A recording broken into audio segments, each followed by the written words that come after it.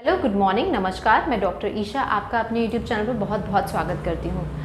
हम लोगों के पास बहुत सारी ऐसी क्वेरीज डेली बेसिस पे हम लोग रिसीव करते हैं, जहाँ पर पेशेंट्स हमें पूछते हैं कि आप हमारी ओवुलेशन स्टडी या फॉलिकुलर स्टडी आप क्यों करवा रहे हैं या इसका क्या बेनिफिट है हमें।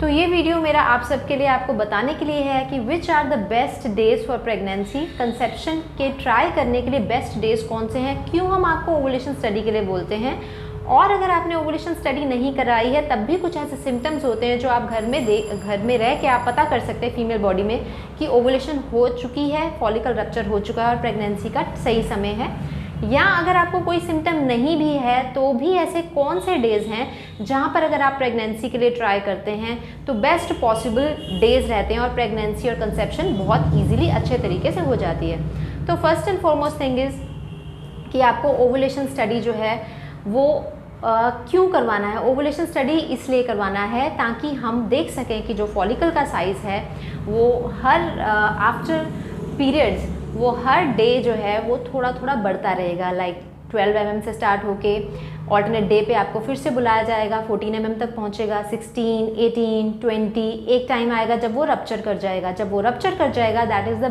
Best time. रप्चर करने के बाद जो फॉलिकल है, जो ओवम है, जो अंडा है, अगर हम उसको नॉर्मल लैंग्वेज में बोलें तो उसकी लाइफ होती है, उसकी लाइफ है जस्ट 24 आवर्स। अगर हम शेल्फ लाइफ या बुकिश लाइफ देखें तो 24 आवर्स की लाइफ है और उन 24 आवर्स के अंदर, उसी टाइम के अंदर अगर वो स्पर्म से मिल जाता है तो प्रेगनेंसी बहुत ईजीली हो जाती है।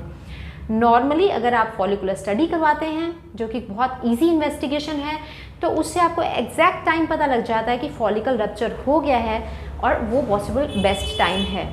अब जो स्पर्म है, स्पर्म का भी एक प्रॉपर टाइम होता है, उसकी एक लाइफ होती है, शुक्राणु की भी एक लाइफ होती है जब जितनी देर वो फीमेल बॉडी के अंदर जिंदा रह सकता है।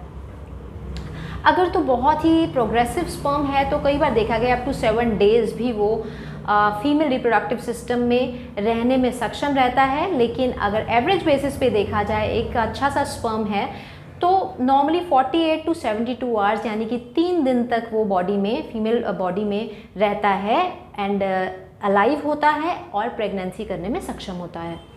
तो आप इसको समझिए कि इन केस अगर मंडे को हमने रिलेशंस बनाए हैं या कंसेप्शन के लिए ट्राई किया है तो वो स्पर्म जो है वो वेंसडे तक फीमेल बॉडी में कंसेप्शन करवा सकता है। तो जो नॉर्मली हमारे पास पेशेंट्स अप्रोच करते हैं, हमारा उनको यही सलाह रहती है कि ऑल्टरनेट डेज पे आपने कंसेप्शन के लिए ट्राई करना है। एवरीडे बेसिस पे कंसेप्शन के लिए ट्राई नहीं करना है। क्यों नहीं करना है? क्योंकि जो स्पर्म है उसकी क्वांटिटी हैम्पर करती है, उसकी क्वालिटी हैम्पर करती है। एक डेज के एब्सटिनेंस पे, एक डे के गैप पे आपको कंसेप्शन के लिए ट्राई करना है। ये तो हो गया अगर आपको अपना ओवुलेशन का टाइम पीरियड पता है।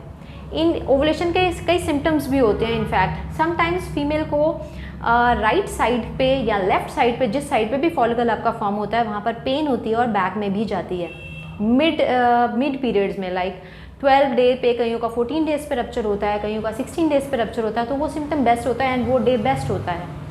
इन केस आपने ओवुलेशन स्टडी भी नहीं करवाई, इन केस आपको कोई सिम्टम भी नहीं आया, फिर आप लोगों को बेस्ट डे का कैसे पता लगेगा?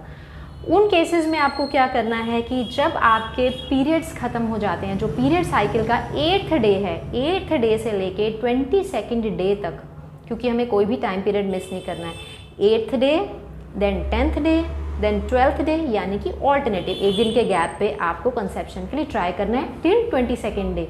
उसमें क्या होगा कि कोई भी ऐसा टाइम पीरियड वो मिस नहीं होगा, क्योंकि पेशेंट टू पेशेंट उसका ज़रूरी नहीं कि 12th डे पे ही रप्चर हो रहा हो, कहीं पे 14 डे पे हो सकता है, कहीं का 16 डे पे रप्चर हो सकता है वो फॉलिकल। तो हमें क्या करना है, हमें 8th day, then 10th day, then 12th day, 14th day, 16th day, 18th day, 20th day and 22nd day, इनमें चांसेस मैक्सिमम रहते हैं। और एक चीज़ हमेशा याद रखनी है, ऑल्टरनेट डेज। क्यों? क्योंकि स्पर्म क्वालिटी बहुत अच्छी रही है। अगर अच्छा स्पर्म है, अच्छा फॉलिकल है और राइट टाइम है और कुछ भी अंदर प्रॉब्लम नहीं है तो प्रेगनेंसी ज़रूर होती है और कंसेप्शन जो है वो इजीली हो जाती है। तो इसीलिए फॉलिकुलर स्टडी, ओवुलेशन स्टडी करवाएं तो भी बेटर है। अगर नहीं करवा रहे हैं तो इस तरीके से आप अपने डेज को कैलकुलेट करके बहुत जल्दी प्रेगनेंसी और कंसेप्शन को कंसीव कर सकते हैं एंड बेबी को लेना जो है ये तो एवरी वन ऑफ अस, जैसे हमें पेशेंट्स अप्रोच करते हैं बहुत बार, बहुत साल हो चुके होते हैं, प्रेगनेंसी नहीं हो रही है, हम सब यही चाहते हैं हेल्दी रिप्रोडक्टिव सिस्टम में एक बार एक बेबी आए एंड 9 मंथ्स के बाद वो जो है एक हेल्दी बेबी आपके हाथ में आए। तो आप इस तरीके से ट्राई कर सकते हैं। अगर कोई डाउट्स, क्वेश्चंस एंड क्वेरीज आपके मन में हैं, आप ज़रूर हमसे पूछ सकते हैं कमेंट सेक्शन में। Thank you so much for watching.